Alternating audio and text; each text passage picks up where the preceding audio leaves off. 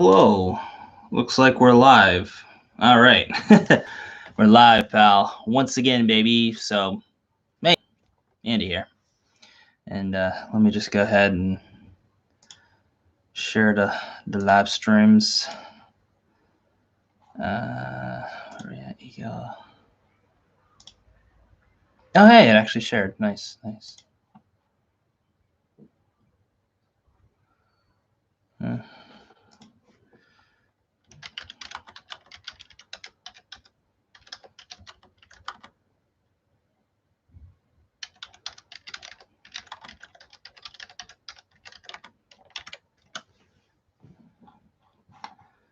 Cool.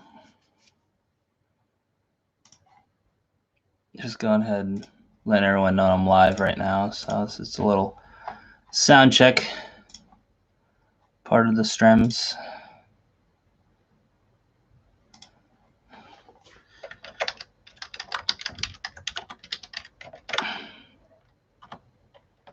Boop. Okay. Pin that shit. Good. So, there we are. Okay. Sure everything's all. Yeah.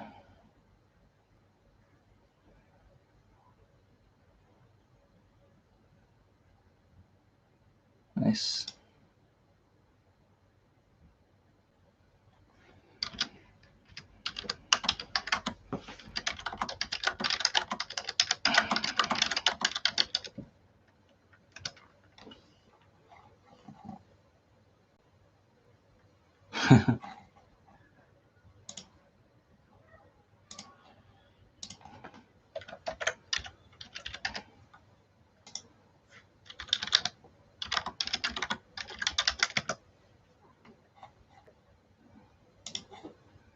Yeah, the hair is getting a little long, I've noticed.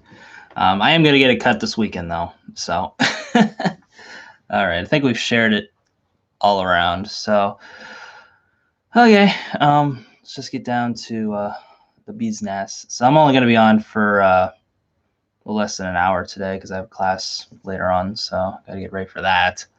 And just wanted to come on and chat with y'all a little bit. I like doing these fun little hangout streams, even though I don't know where they're going most of the time. And trying to find games that are fun to play to kind of make things interesting. But I guess Twitch is doing some weird DMCA takedowns, and YouTube's kind of a little so-so about the gaming stuff. So it's kind of hard to, figure things out, especially since I don't really game anymore. I play very casually. So just one of them things, But yeah, I just been feeling like really burnt out lately. Only Zod. Kneel before Zod. Right on. You can see in the chat, dude. Oh, man. Yeah, I got a new game chair. It's pretty sweet. So my old chair was like $30, and I got a cushion for it. That's about as much. And shit was killing my back. But this guy, here, let me show you here. So this guy right here has good old lumbar support. So it's actually the pillow for up here, but fuck it, yo. Your boy need that lumbar support. And yeah, pretty nice. It's I think with shipping and everything is about $100. Which for a chair, especially these like gaming chairs, that's like bargain basement price. I found. Originally wanted another one, but I don't know if I wanted to get like the floor chair version for like a really expensive chair, because those types of things, it's definitely an investment. So you got to make sure it's something you're going to be sitting on for a while. With the floor chair version, I don't know. I just got it because I just have a desk, like a little basically like a coffee table, essentially. So I don't have anything stand up. But that might not be the case, in the future. But for now, it's nice and comfy. My everything doesn't hurt quite as much. And I'm using the old chair as an ottoman. Keep my legs supported. So all's well ends well. But yeah, I just been feeling like really burnt out. Story of my life, right? About just YouTube, school, trying to find a job that'll support me once school's done. It's just been fucking exhausting, man.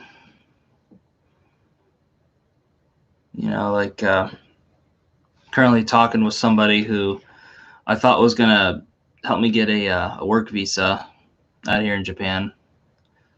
But they sent me an email. It was like, I should probably get that other like job hunting visa, which I was really worried about. Because that's the thing in Japan, like, unless you have a bachelor's degree, like, if you're not Japanese, no one's going to want to even look at you, basically,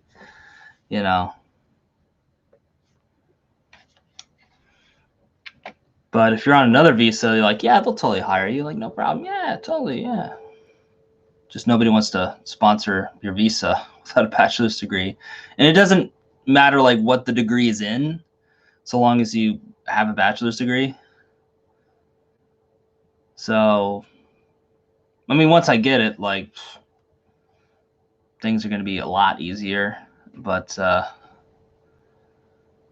yeah, right now it's just, to say the least. Yo, Takara Tony, Dad? Yeah, it is. The Honmono, Andi Japandi, desu yo. Nay. Yeah, me. How you guys doing today? I'm just out here doing them live streams.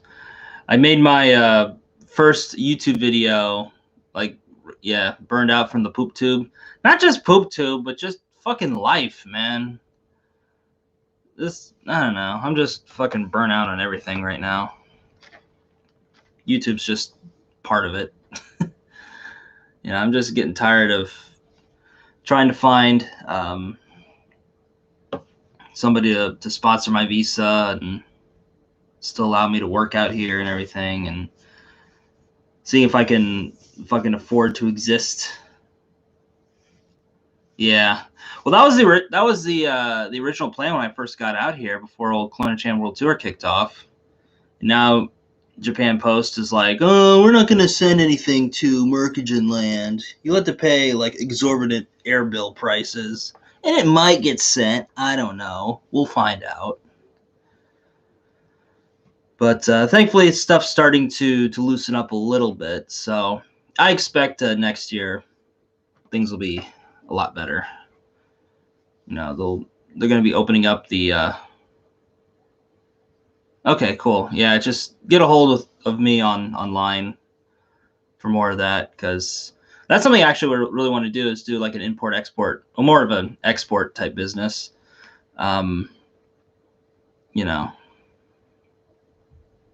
Oh, nice.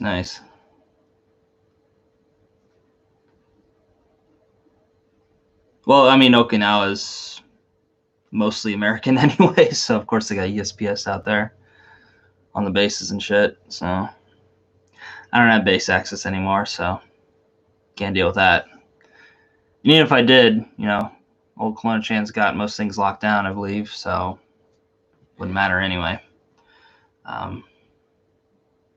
Yeah, for sure. There's lots of business in that. And I wanted to do like some retro game sales, because one of my friends, he does that kind of sorta, and he makes a fair mint from doing stuff like that.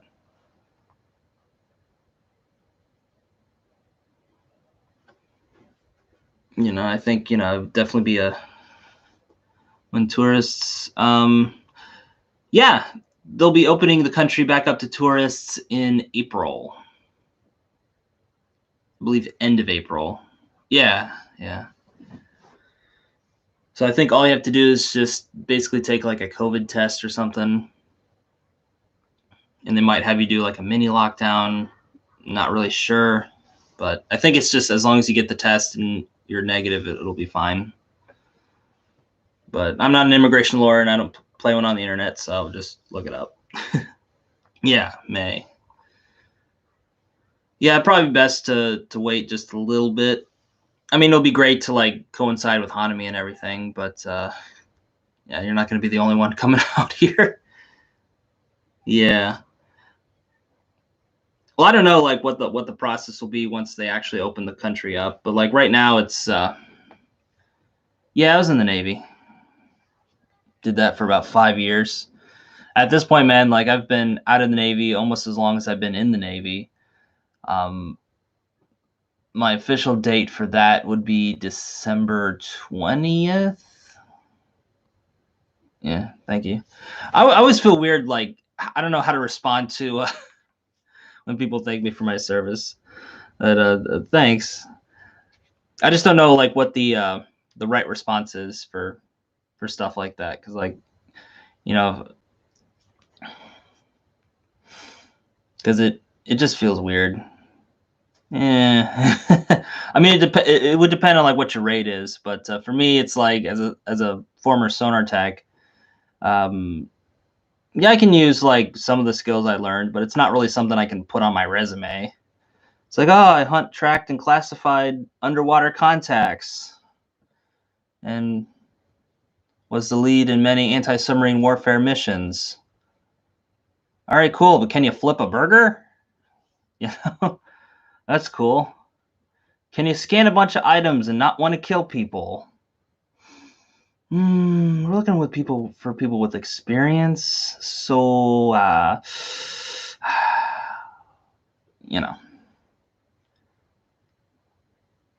exactly.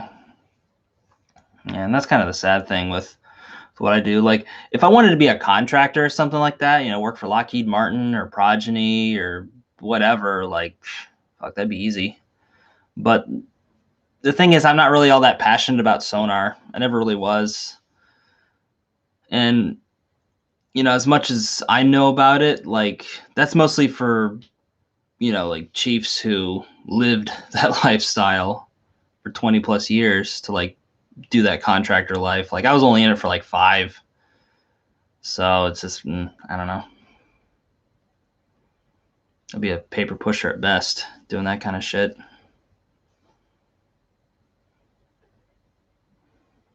It's just something I'm not really all that passionate about. Like when I was in, like I liked sonar. I liked the right on. Like I liked the the concepts and everything, and using my problem solving skills to help complete missions and stuff. But I don't know. I was just more into other things, like YouTube. So yeah, I think just doing video editing and everything, that's gonna be my career path. I feel like. Yeah, exactly. With living that hundo lifestyle, gives you a lot of coverage. So even if you're in a low-paying job or whatever the case, or you just want to like work on some side hobbies or whatever, it gives you enough coverage to be able to do that without bills stacking up too much. Because I mean, my brother, he got out of the Army a while ago, and he's on that hundo lifestyle too. So yeah, he's pretty much just sitting around kind of doing what he was doing before he got out of the Army, just building sub boxes and hooking them up, and now he's getting into like music making with Fruity Loops and shit like that. So he's just learning, like he's just starting, so he's a lot of his tracks are pretty rough right now, but he's getting there. It takes time. Everybody expects picture perfect results right now, but shit takes time, man. I mean, fuck, look at me. Like when I first started on YouTube, I didn't know what the fuck I was doing. Some may say I don't even know what the fuck I'm doing right now. But I digress. But yeah, like look at those like early ass videos. You know, it's just fucking me with a little Sanyo Zacti camera that didn't have the wide angle lens, so it's just like right all up in your face, like, hey guys, it's the Andy-san here, and today I'm in Salina, Ohio, and it's just really great for the money. Oh my gosh. You know? Yeah, I think YouTube can be good for business, for sure. Especially if you have like a pre-existing business, like using it to showcase inventory and stuff like that. I think it's, you know, essential. But, you know, everybody has a lot of misconceptions about like making it on YouTube. You know, most people, they think, you know, oh, if you just are a big time YouTuber and you get 1 million subscribers, you're too kind, sir. But yeah, a lot of people have misconceptions thinking that, you know, if you hit 1 million subscribers on YouTube, you know, you're this super big time channel, and you know, then you can actually make like a real business, mom, off of this shit. But really, like, you don't need a whole lot of subscribers or even views to make it off of YouTube. You know, if you're talking strictly AdSense, like if you have highly targeted, high CPM niches, then you're going to do extremely well. That's why my Adam Media channel has been pulling in the lion's share of money that I make off of YouTube, like for years. This isn't just like a, well, I had a couple good months and I'm like, all right, boys, let's go all in on this. Like, no, I've been looking through the analytics and they've been consistent for years. But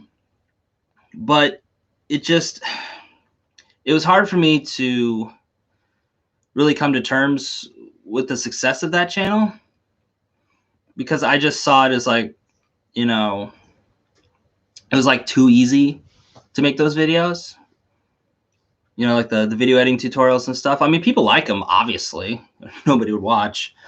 And, you know, I'm glad that they're getting some use out of the videos as well. But as far as like scratching that creative itch, you know, they're not really doing it for me. You know, because they're just really simple to make. All you do is just cut out the in-betweens and the flubs and try to make the tutorial as tight as possible. And then slap on an ending and do little keyframe zooms at critical parts.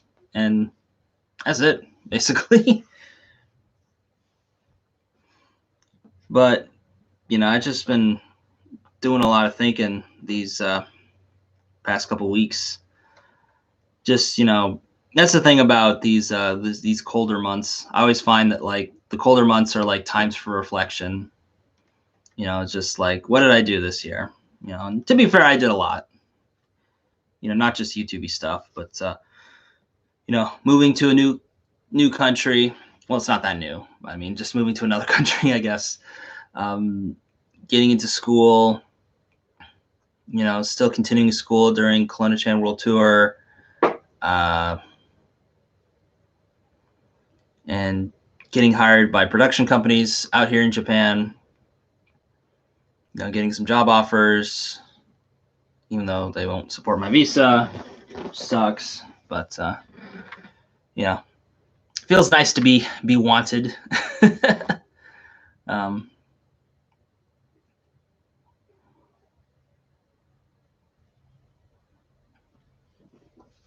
Okay.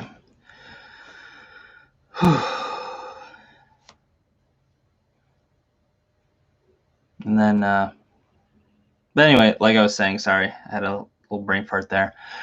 But it's cold outside. Yeah, I know. Gotta love the curls. Girls dig the curls. Yeah. It's getting coldish. I mean, it's still like, you know, low 60s, I think, right now. So it's not too bad. It's actually pretty good walking weather, actually. So I can probably get my fat ass up and go for some walks. So yeah, chair review. Chair review. Actually, you missed it, Moniki. I showed off the whole chair, kind of talking about it. It's actually not too bad. It's kind of your basic gaming chair. It's only like $100, so it's not super awesome. It's like the bottom of the barrel gaming chair. Yeah, I'll say it's definitely the best chair I've had all month for sure. Better than my other chair. Sorry. But which I'm using as an ottoman right now. Keep the legs propped.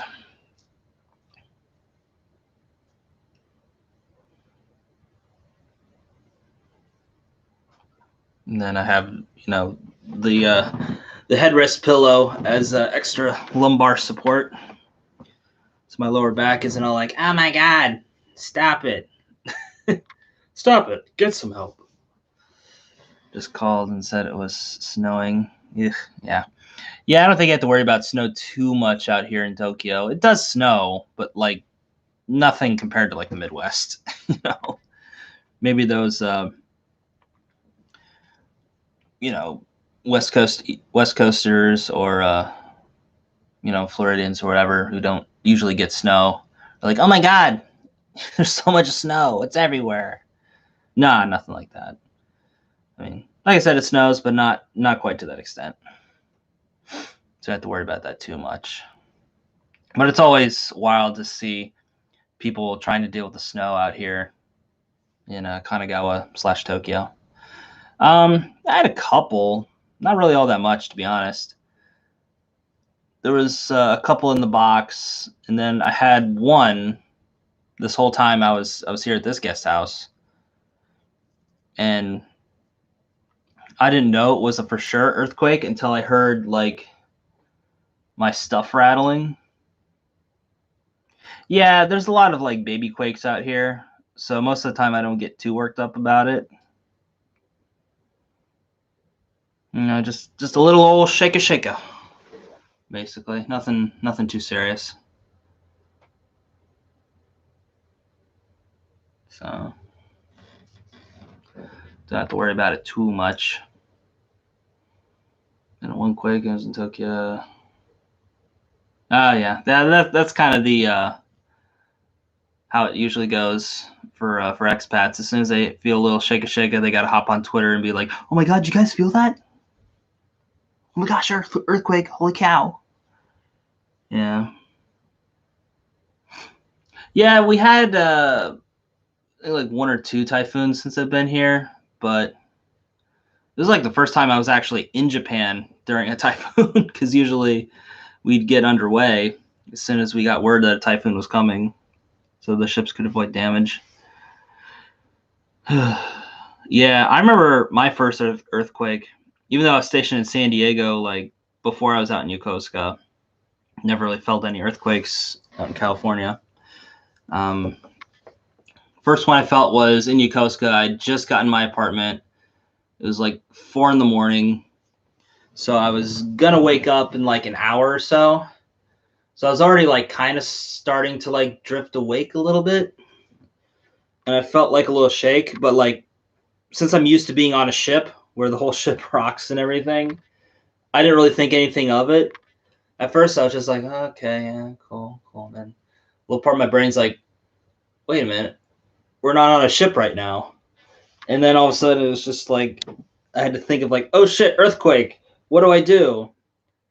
And I was thinking like, got to open the doors. And by the time I thought of that, the earthquake stopped, and I was like, okay.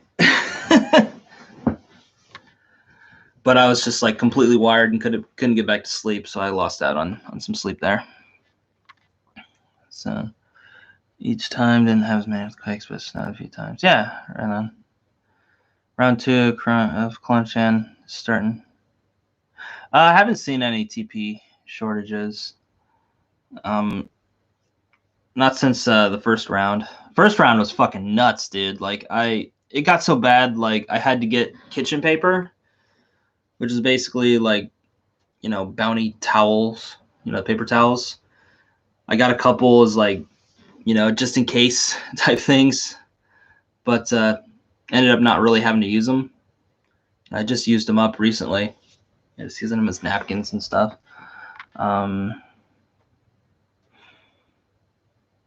Yeah, thankfully, like a lot of places in Japan have like gathering points. If some shit goes down, there's like signs and everything kind of shows you like, hey, go to this park or this temple or whatever. If earthquake or whatever happens. So once in Tokyo, I was there in 2018 train stuff. Yeah. Trains are so temperamental, man. Like, that's one thing I noticed the second time I was back here. Like, I think the first time I was still in like the honeymoon phase. Like, oh my gosh, Japan is so amazing, guys. I get to ride on a train instead of having to get in a big smelly car and having to cart my fat ass around everywhere and deal with dumb people who don't know how to fucking drive. I just literally get on a train, sit down or not, and just wait. Which, not gonna lie, that part is pretty nice, where I can get drunk as a skunk and just hop on a train back home. Not have to worry about, oh, do I gotta get an Uber? I live out in the countryside. No one's gonna want to drive me out there. Just hop on a train. No big deal. But yeah, they're very temperamental with precipitation, whether it's snow, rain. Ah, fuck. I feel bad for people who want to get home during the rain because trains are just like hella delayed. I remember I was trying to get back here, and normally it would take me like 45 minutes or so, but I was waiting for like 2 hours trying to get back, just because the only lines that were going were the local lines. The Express and Rapid Express weren't running. They just took it down to local, and them shits was packed, boy. Them shits was packed. Yeah, there's that too. There was a big one actually yesterday, and it delayed a lot of trains coming in and out of Yokohama. So it affected me getting back home for school too. So yeah, I mean it's not. I mean during typhoon season it can get a little much, but like normally it's just like regular rain, so you don't have to worry about it too much. Local ones are so slow. Yeah. The one thing I do like about the local trains is that there's usually not a whole lot of people on them. So I can actually like sit down in most cases and not being fucking nut to butt with everybody. you know? Because I mean, sometimes during those rush hours, like I don't even have to grab onto anything. I literally just, everybody's like all squished together. So I just use them as like a shock absorber. Just make sure I have a good footing. So if like the train sways and stuff, like we're all swanging. Same cities as swanging. I hate how trains get so hot. Yeah. Yeah, exactly. Like, I don't know, like Japanese, like they're built different, basically. Like they're very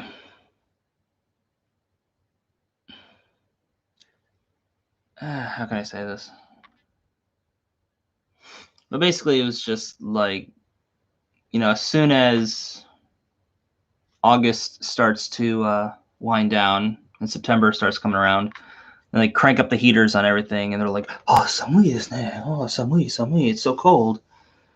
And meanwhile, like I'm coming in fucking shorts, t-shirt, sweat pouring down everywhere, and they're all looking at me like, "Eh, why aren't you wearing a coat? It's cold. Can't you see the calendar? The calendar says it's cold. Why aren't you wearing a coat? You'll catch your death out there." And I'm like, I'm sweating my fucking ball sack off here, man. Like shit.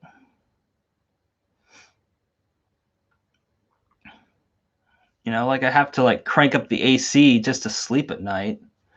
Although that's mostly just because I got memory foam mattress topper, because these mattresses are like hard as fuck. And if I was a back sleeper, it wouldn't be so bad, but I'm a side sleeper, so that shit fucking crushes my ribs. So I had to get one of those memory foam pillows, which are not pillows. Well, I have a pillow too, but the topper. It's so awesome in the wintertime because I can either just turn the heater off completely or just have the AC cranked like I did last night. I got that shit fucking blowing. It was frosty in here this morning. I slept like a fucking baby. It was great. I think I missed a couple things. Been on the trains that the doors are always closed and you have to push the button to open them. Nah, never seen those. It was always like they were always like open if they're ready to board, and then when they're not, they just shut. So never had any of those manual open ones. So people yelled at me for not wearing a cut some days in January. Yeah. If you get those, we call them like Indian summers, basically, where it's wintertime, but there's like a weird like warm period. So, yeah. Well, even when I wasn't as fat, I was still the same way, just sweaty and always warm. So, for me, being extra fat doesn't really change that. So, yeah, definitely going to need the topper. It's the best. I think I spent like 70, 75 bucks on it. So it's a thick boy. It's about 7 inches thick. Or so is advertised. I don't think it's actually that thick though. But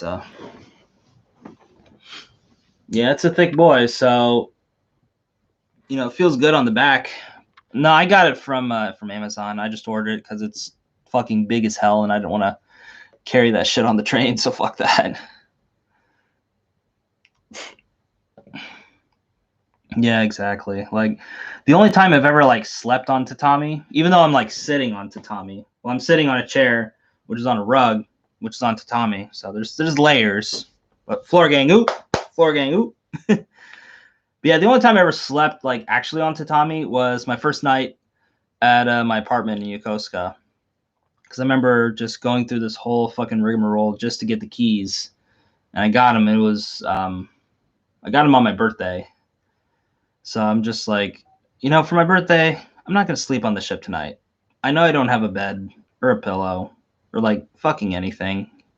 I literally just came there with my backpack and like some clothes and shit, whatever.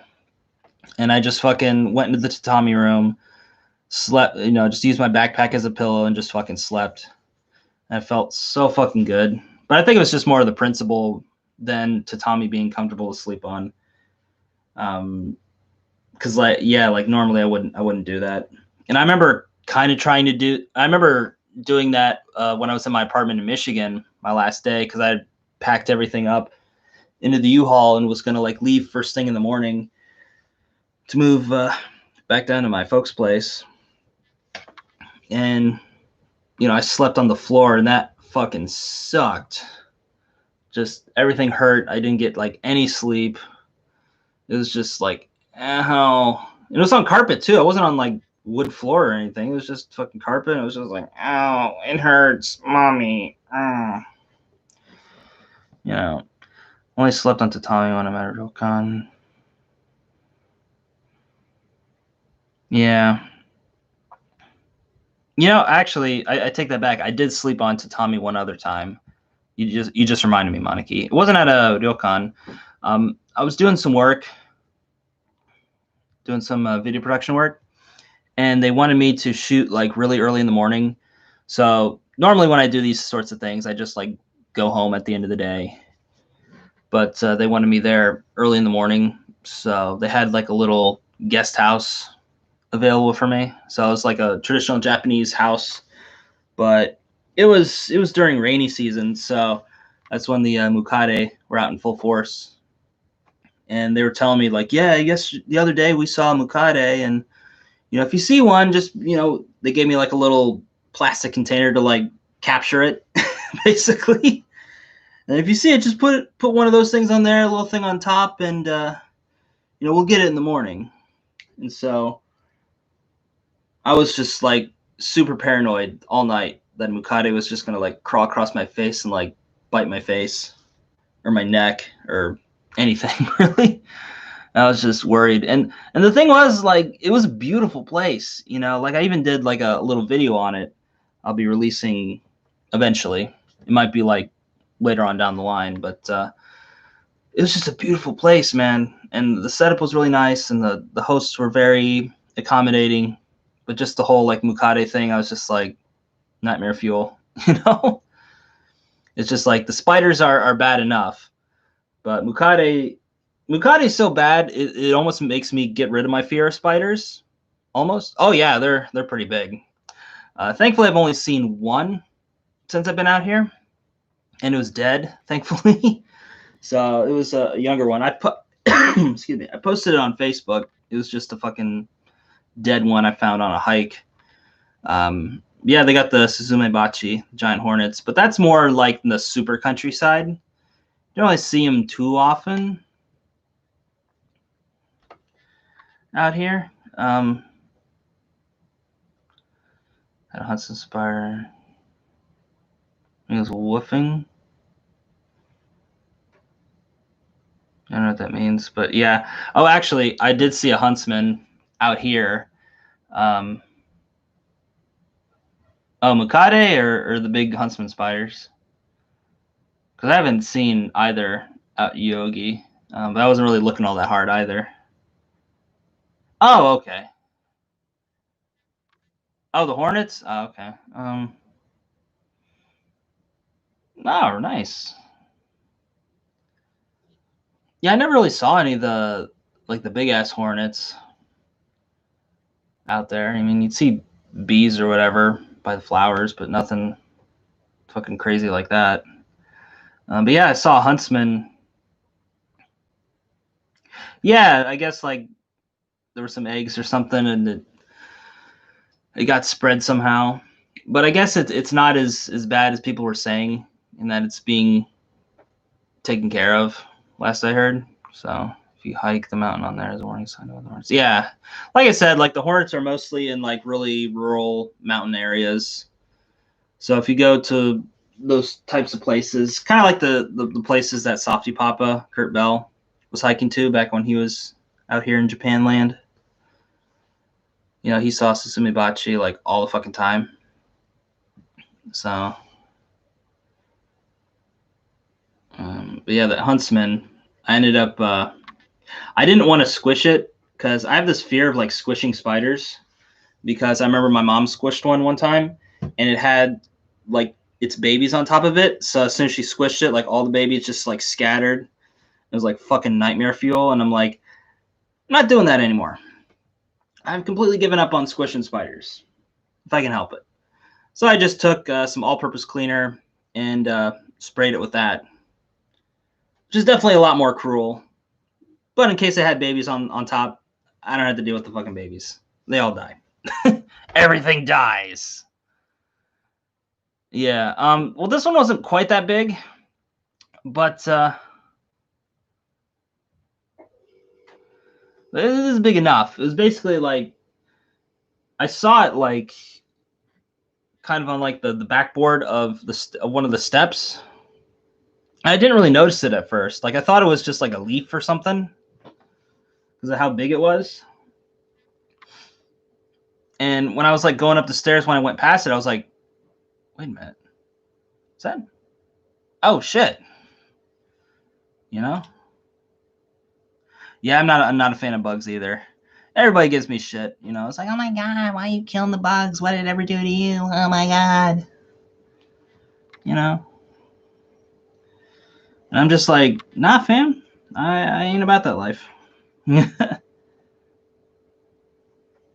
It's just one of those things. It's like a primal urge, I guess, within me. It's just like as soon as I see a big ass bug like that, it's like you got to go.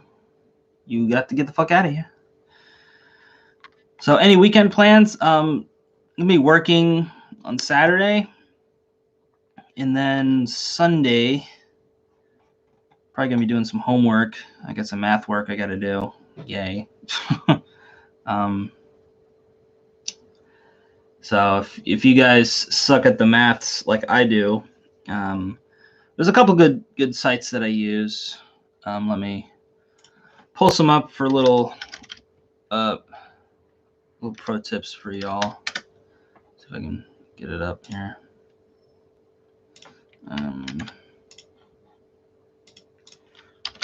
So yeah, mathisfun.com is a good one. Yeah, I just, that first math class I took, the math workshop. Shit, sorry. Jeez. I basically already knew everything. It just took me a while to like re-remember things because I hadn't really used that level of math since high school, which was a while for me. So I had to take a math workshop class because I failed the math like pre-test entrance exam, whatever the fuck you want to call it. Which is basically like the super duper dumb math.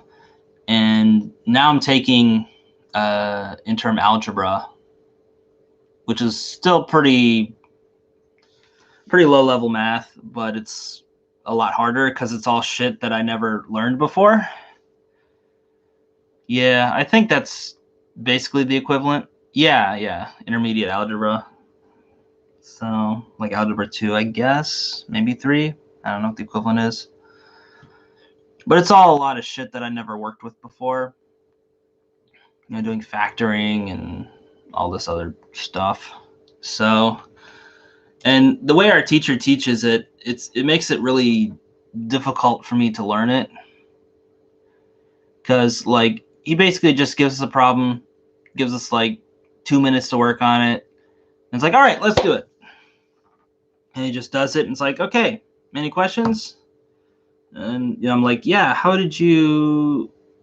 Because he doesn't like explain like why he's doing what he's doing to solve the problem. He's just fucking does it. And for me, I'm thinking like, oh, okay, so if he does it this way, that means this next problem is going to be something that you can solve doing the same method, right? And so I'm like going about it. It's like, all right, cool. Yeah, I came up with an answer. Awesome. And then he actually does the problem and it's like something completely different. I'm like, really? That's why I'm just kind of like just coasting with the class and just doing the homework and learning like on my own because, not gonna lie, I mean, he's a nice guy, but it just, yeah, C's get degrees. Honestly, as long as I get a C with that class, I'll be so fucking stoked. That's all I need. I'm not looking to be a math super genius. I just need to fucking pass that class so I don't have to worry about that shit again. Because I'm so done with math. And this is a class I'm retaking too. But for some reason, it seems even harder this time around than it did the last time. I don't know why, because there's a lot of shit in me retaking the class that I never took the first time I took it. I'm just taking notes and I'm like, yeah, I had the same teacher both times, unfortunately. Yeah, exactly. Like, even if I was like super, magna cum laude or whatever it is, where you're like the tippy top of your class, even then people would be like, all right, cool. So what companies you work for? They don't really give a shit about that. They just give a shit about experience. And the only thing they really give a shit about education-wise is if you got the degree. Okay, so you went to school, got the degree, cool. And then that's literally like the end of the conversation as far as that goes. Yeah, they just care about experience. So, that's something I'm also coming across with doing the video editing too. Because one of the things that the guy I was talking to about that job was he says that I don't have enough relevant experience, I guess. Because I put on, in addition to working for companies and stuff like that, I also put on my freelance experience, working for YouTubers, other production companies, stuff like that. But I guess they don't really take too kindly to freelance experience. Immigration doesn't. Like, this isn't a slight on the guy at all, because like he's super supportive and he definitely wants me to join the team and all that stuff. He's just super nice guy. It's just the bureaucracy of Japanese immigration So yeah, exactly. CYA, all that fun stuff. So that's just what I've been dealing with. And not gonna lie, like yesterday I was just depressed as fuck after I got that email, because it's just like it seemed like such a sure thing. And I was like, all right, just fucking, I got this job in the bag.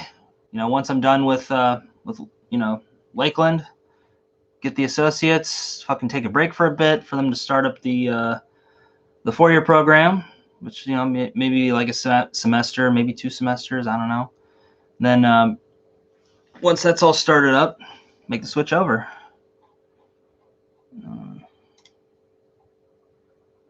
Your other 2020. Yeah, exactly. Like it's always been like that. It's like I get a little morsel of good news and thinking like, all right, cool. I've been through some shit. Shitty things happen, but now I'm gonna turn it around because we got some good news on the horizon. So we're just gonna focus on that. Then it's like, well, I don't know. So, you got a degree? You got a degree, son? You got a little piece of paper that says I can wipe my ass? Oh, you don't, do ya? ちょっと、難しいですね。that's just what I've been dealing with since I've been out here. Yeah. So yeah, that's basically why I'm taking a break from YouTube for the time being. Aside from these little live streams, yeah, right. I don't think those things fly quite as much as they used to back in the day, though, Tone. But yeah, if you came here in like the early 2000s or whatever, yeah, we both know someone who did. They fucking got that husbando visa and got PR before getting a divorce. So, yeah. No ham bones this Thanksgiving, let me tell you. Yeah, it used to be. I mean, it still is a thing, but it's not as prevalent as it used to be. Because like back in the early to mid 2000s, it was so easy to do the whole fake degree thing. Like you can even go back on some of my old videos where I talk about like getting a fake degree just to get out to Japan.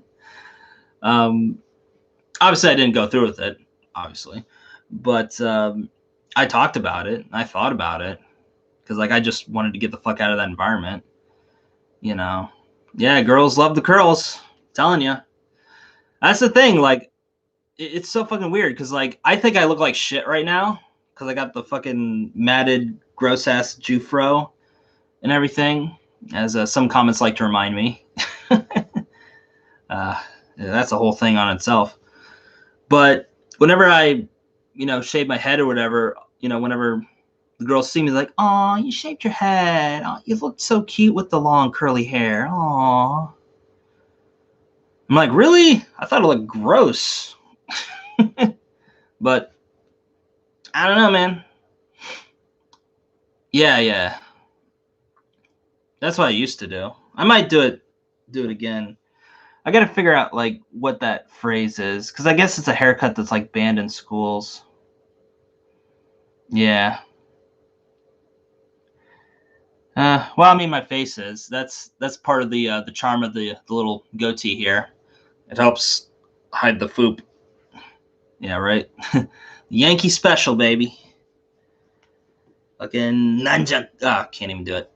It's just Nanja Korea or whatever. I don't know. Why Nihongo ain't so jozu desu yo ne. Which is something else I got to work on, but just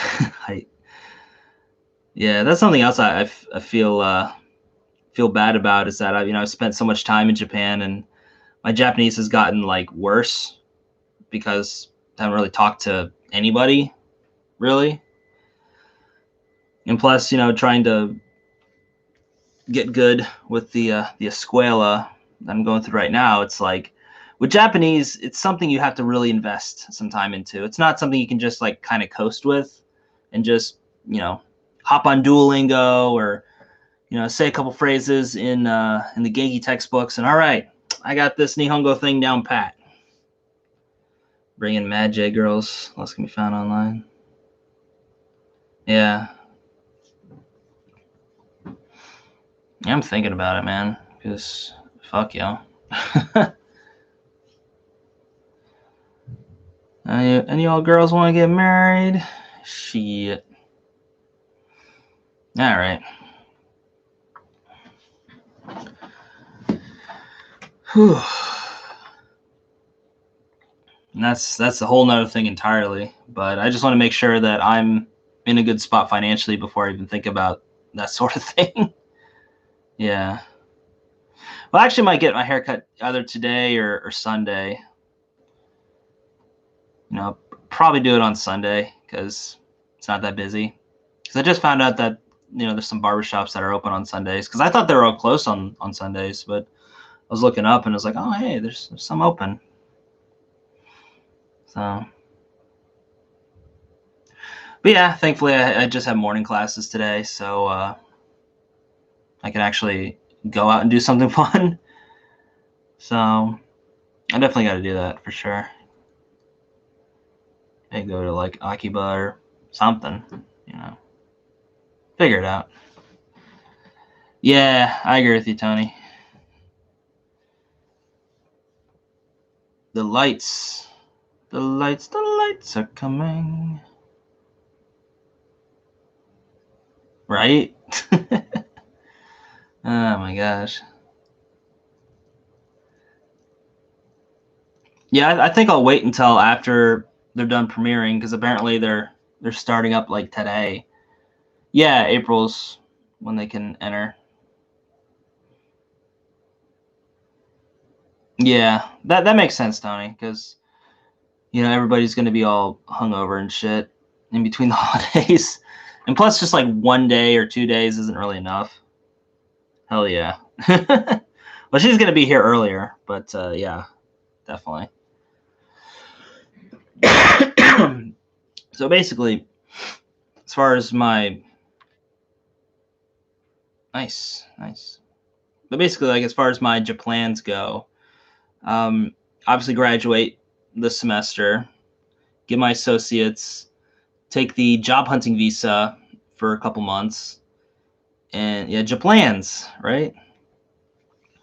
Basically, just not live off of, but like be on the job hunting visa for a couple months, work my ass off to survive, and once Lakeland offers the 4-year program, or hell, I might even apply to Temple. You never know. But once they offer the 4-year program, then just go with that. Yeah, right.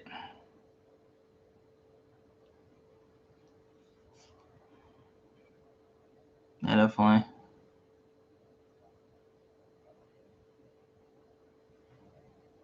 Yeah, definitely. Because like they keep your application for up to a year.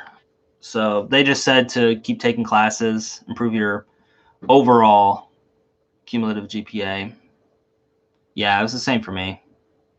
$100. I'm like, fucking really? But yeah, such is life. But I might not be able to do that because of how many.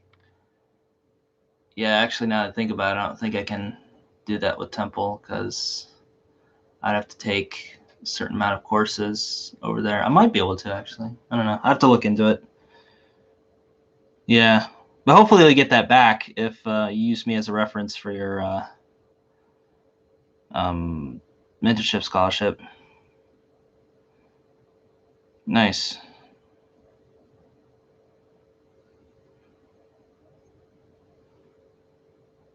Oh, that's Temple. I was considering. Yeah. I mean, I don't know how the school is. I've heard good things about it lately from recent graduates. But as far as like actually getting into it, like they're so risk adverse. Like even during like, Kelowna hours, like when the country was fucking locked up, and they weren't letting anybody international in. I thought, like, when I applied to Temple, I thought it was a fucking for sure thing. Just go in there. Here's my application. I mean, I had some shit grades like several years ago, but I got all this new stuff. I'm doing good. You can see like a consistent good history with things. And I had like a above a 3.0. I think it was like 3.4 cumulative GPA at that point. And I was talking with my student liaison, I guess you call him, and he was like, "Yeah, man, we'll get you in. Everything's all good." And he's like, story of my life in 2020. Like, I'm getting all gassed up and be like, "Yeah, this Temple thing's gonna be all right," And then I get an email from the guy saying, "Well, sadly, you've been declined, and there's absolutely no way you're gonna get in." And they just left it as a hard cut like that. And I was just like, well, why? Was it because of the GI Bill? Because at the time they were going through some issues with the GI Bill, but I guess ultimately it just affected the main campus's business department and didn't affect the Japan campus at all. I later found out. So I just wanted to investigate to see, like, why did they deny me? Because he never gave a reason. So I ended up talking to him and went all the way up to the director of academic affairs, got him involved, and eventually found out that, well, because you got bad grades like several years ago, like almost 4 or 5 years ago, whatever at this point,